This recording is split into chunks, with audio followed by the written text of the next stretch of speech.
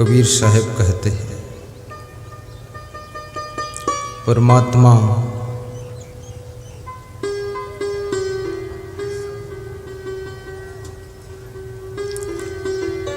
तुमसे दूर नहीं है।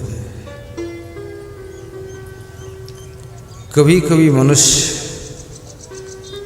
भगवान को जंगल में ढूंढता है, कभी पहाड़ों पर ढूंढता है, कभी मंदिरों में, कभी अल्लाह के नाम पर मस्जिदों में ढूंढता है।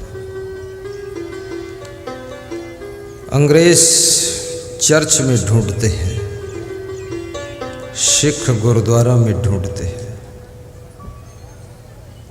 हिंदू मंदिरों में ढूंढते हैं,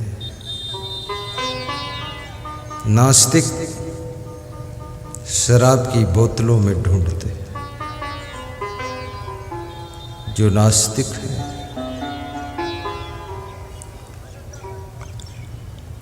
परमात्मा है कहाँ? और यदि है तो ये परमात्मा मिलता क्यों नहीं? इतना छिप करके क्यों रहता है? प्रकट क्यों नहीं होता?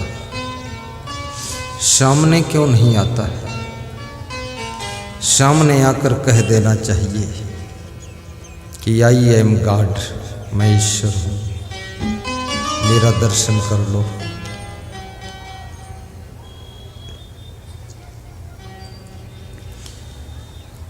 कितने मनुष्यों ने ये घोषणा कर दिया कि मैं भगवान हूँ। कुछ साधुओं ने भी घोषणा किया कि मैं कृष्ण भगवान हूँ, कृष्ण बन गए। झूठ मूठ बांसुरी लेकर मुंह में लगाकर फोटो खिंचवा दिया। वैसी बांसुरी बजी दोबारा नहीं बजेगी। झूठे भगवान बन रहे लोग।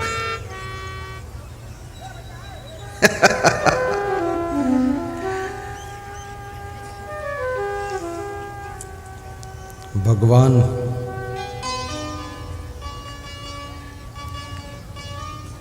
बनना कोई आसान नहीं है।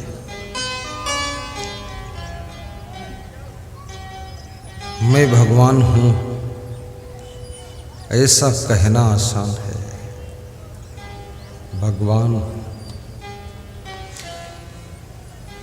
भगवान श्री राम ने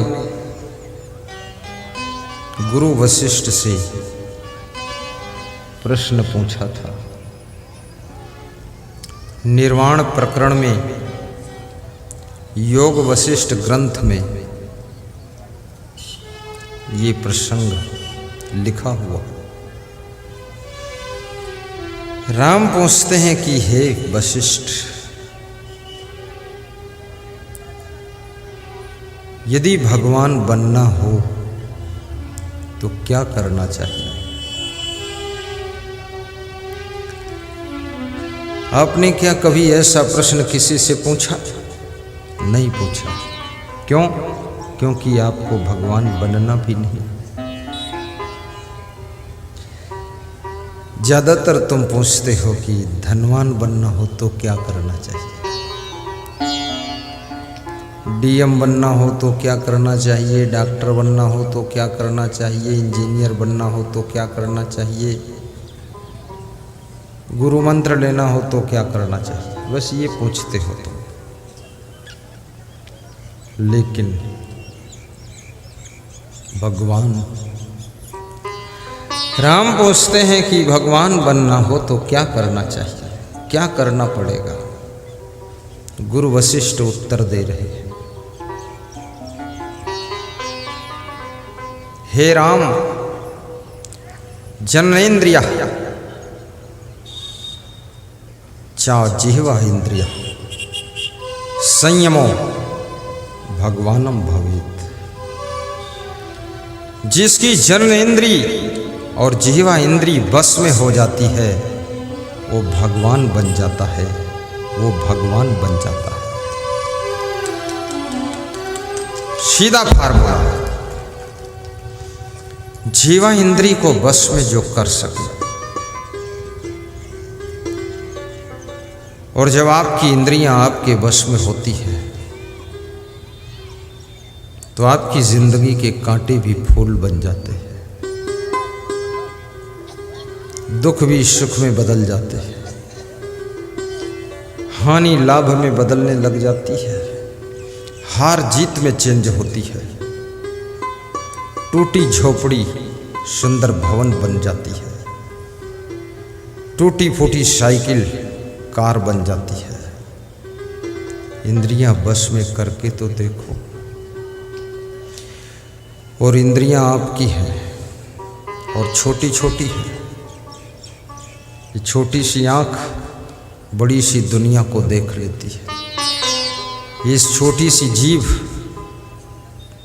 सबका स्वाद ले लेती है। छोटे से कान क्या क्या नहीं सुनते हैं। और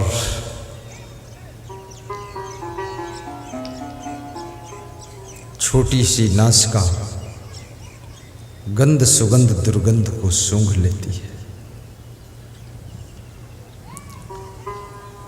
वशिष्ठ कहते हैं जिसकी जिह्वा इंद्री नियंत्रण में है। ये जो लोग मांस मछली खाते, अंडा मुर्गा खाते हैं, क्यों खाते हैं? क्या इनको दाल चावल सब्जी रोटी मिलता नहीं इसलिए खाते हैं? समोसा जलेबी रसगुल्ला नहीं मिलता इसलिए खाते हैं? नहीं। फिर क्यों खाते हैं? ये अपनी जिह्वा के स्वाद के कारण खाते हैं।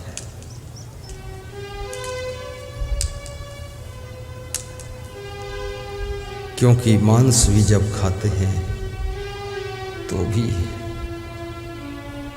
चावल और रोटी का प्रयोग करते हैं।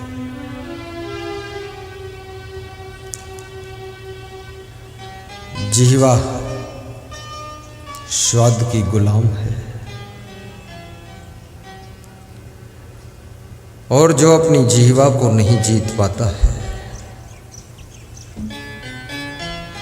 उसका शरीर कभी स्वस्थ नहीं रहता है।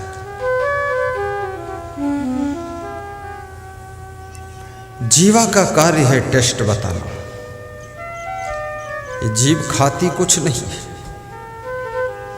क्योंकि जीभ के पास में कोई खाली स्थान नहीं जिसमें खाकर रख ले।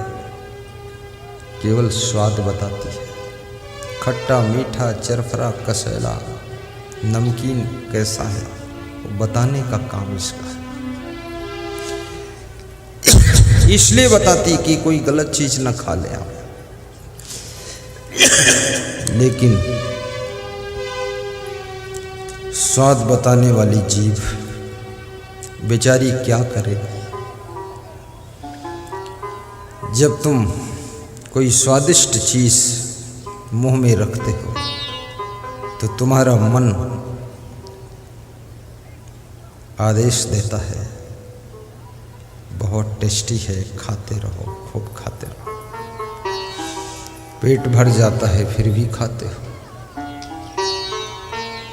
कितने लोगों ने इतना खाया है कि खाते खाते आंटें फट गई। नेपाल का एक व्यक्ति कह रहा था कि बहुत खाया हूं, मरने से बचा। तो हमने कहा क्या खाया? बोले दाल भात खाया। और क्या खाया? मांस मछली नहीं। बोले कभी नहीं खाता, दाल भात में ही इतना टेस्ट आता है। बहुत खाया है। तुम्हारा पेट भर जाता है फिर भी ये जीभ स्वाद बताना बंद नहीं करती, क्योंकि जीभ कभी भरती नहीं, केवल स्वाद बता देती है। और जो भी तुम खाते हो आगे बढ़ा देती है, पेट को दे देती है कि अब तुम संभालो, ये मेरे से तो संभलेगा नहीं।